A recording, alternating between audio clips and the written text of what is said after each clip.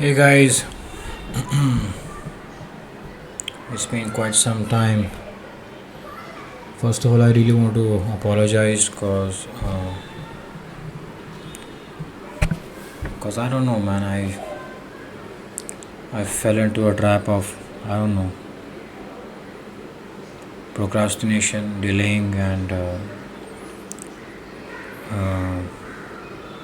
not being able to show up. And I delayed my podcast by a couple of days, and honestly, I have no reason to kind of why this happened. Yeah, I just wasn't feeling it. If I had to put it in any way. So guys, I uh, I was reading something today, and I felt like I felt this strong urge that I should be sharing um, that with you all, and I that's when I felt inspired, to come up and to talk over it. Uh, Let me just get my book.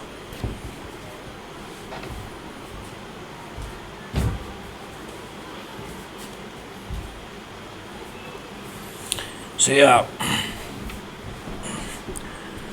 uh, I read something really very wonderful, and it stayed with me. It's There are a lot of things that I read today, but I'll be sharing a line or two, and then I'll try to talk on it, if I can, and you guys can share how you feel about it. Conception cannot take place, however, without the availability of a life entity in the intermediate stage of existence that has made the causes to experience the effects of being born with and suffering. Sorry, man, I think I should be reading it again. Conception cannot take place, however, without the availability of a life entity in the intermediate stage of existence that has made the causes to experience the effects of being born with and suffering from that birth defect. The life and karma of the mother, father, and child all must align. I'm sure when I was reading, it must have gone bounce. It must have bounced over your head because I'm literally reading it from the middle of some paragraph, and I'm sure nobody has the idea or the context what am I trying to say or talk about. But even when I was reading now, after marking it, it took a moment for me to realize what is it that I'm trying to read. So yeah, I think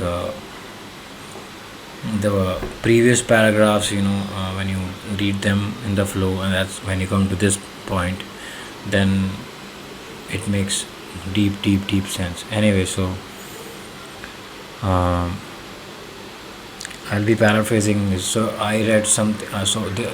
I read something along the lines of that the karma of the child and the parents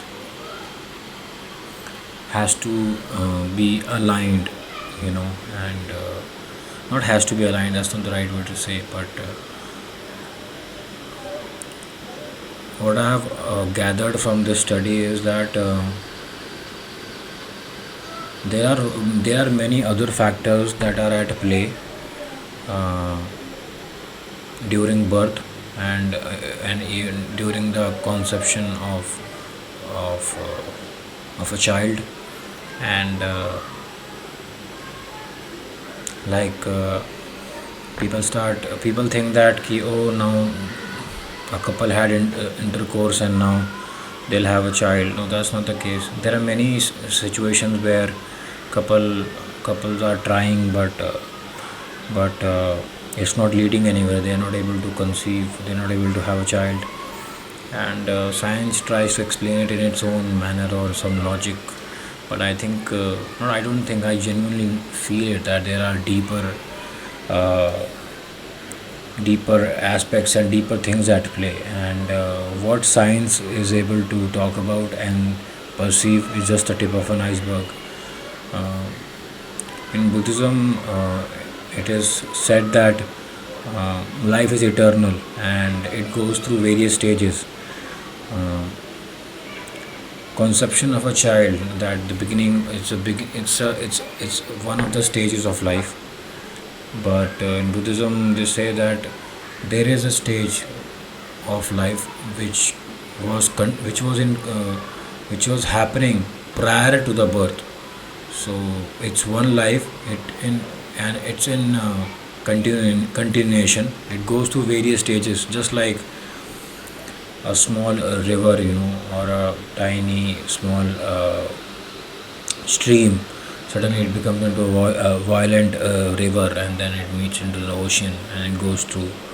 It again becomes something else, and so there are like stages to life. One of them is the moment the conception of the child happens in the womb of the mother.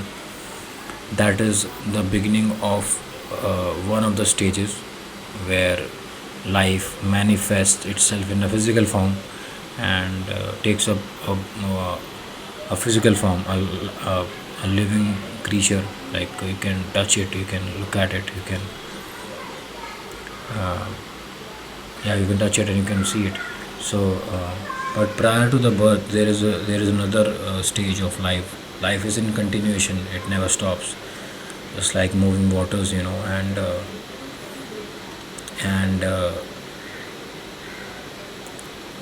so again, coming back to, so conception of the child is one of the stages of life, and then death is one of the stages of life, and then there is a stage between birth and death, which I was trying to say, that stage prior to the birth. And then there's a stage where the conception of the life form of the child happens in the womb of the mother. That is also a stage of life. uh, and then there's a stage where the birth takes place in this physical world. The moment the birth of the baby, of the child, of the living being takes place, and that's when it very something very something changes, like the environment comes into the picture. The environment the baby the child is born in, that starts that adds that comes into play. So, and it is so profound. I'm trying so hard to kind of speak in flow, but because as I'm talking to you guys, I'm also trying to kind of explore and dig deeper and reflect and then share. So the moment the child takes birth, something changes drastically. Uh, like the relationship between the life form and the environment, the physical environment, that that dynamics takes place, and that plays a very profound part in the experiences and the journey of that physical form, of that life form. And damn, this is so deep, man. Anyway, so basically, if a child is born in a particular environment, and if a child is conceived within a particular couple or parents, and all of that clubbed with the karma and the causes of the life form that was flowing before it took the physical form, all of that, kind of has to be aligned. They play part, they complement each other. And so it is the causes uh, of that eternal life, that it is the causes of that eternal life which leads one to take birth in a certain family, chooses certain parents, and gets born in a certain environment, and uh, experiences certain sort of suffering, and so all of that is interconnected. And this is so profound and so liberating. And whoever is trying to understand something, you can share with me how you feel about it and how do you see it. So life is eternal and it goes through different phases, and that's why in a lot of deep scriptures, it's always encouraged to that to see life for what it is and to not personalize one's experiences. So that's why faith is everything. Because if you do not have faith, you will personalize your experiences and you will beat yourself up and you will try to change them and you will try to kind of be bogged down by them. And sorry, you'll try to be bogged down by them. You'll try to define yourself through your experiences. But faith enables you to transform your uh, life in their truest sense. And with faith you get the awareness and you start seeing things for what they are, and that is very empowering. And for example, if you do not know what that disease is, how will you fix yourself? If you do not know what is going on, how will you try to find a way to come out of it? And that's why faith enables you, and faith makes you see your karmic tendencies and certain experiences that you are born with for what they are, and it becomes an exciting journey, and what is seen as trouble and problem by an ignorant person can be seen as a once in a lifetime opportunity to triumph over and to transform one's life uh, from the eyes of the faith, So that's a difference. We all are born for a reason. Nobody is born out of, like there's a profound fundamental purpose that we all possess and share, and this life is nothing but an opportunity to kind of know that, to understand that, and everything that we go through, whatever we experience, everything is a means for we to come back to ourselves and to know our final call. And basically whatever you are suffering with, all the problems that you are going through with, they are actually a blessing in disguise. They are there to help you become who you truly are, and you need them. You need those problems, you need those suffering, you need that thing that makes you kind of find ways to kind of find some relief from the suffering and the challenges, So everything is helping you, everything is like hand-picked, chosen for you, and all your challenges are special and they are created and made and written just for you. And going through them is the only way, and you should own up, you should take full responsibility of your life, like not 100%, 1000%, because those challenges and sufferings, if you look closely, they are blessing in disguise and they are given to you for a reason. You can't escape them, you can't run away from them, you can't ask your neighbors or your even parents to help you out. Nobody can help you because they are made and created for you. And because the benefit that you will reap after triumphing over them is will only come to you, not to it's not for anyone else. So why would you think that someone else can help you? And the blessing and the glory is meant for you, so the hard work also is meant for you only. To For example, I go to the gym, I can't ask my parents to go to the gym and lift weights on my behalf because I'm too lazy or I'm not liking it pains and there's so much of suffering and discomfort.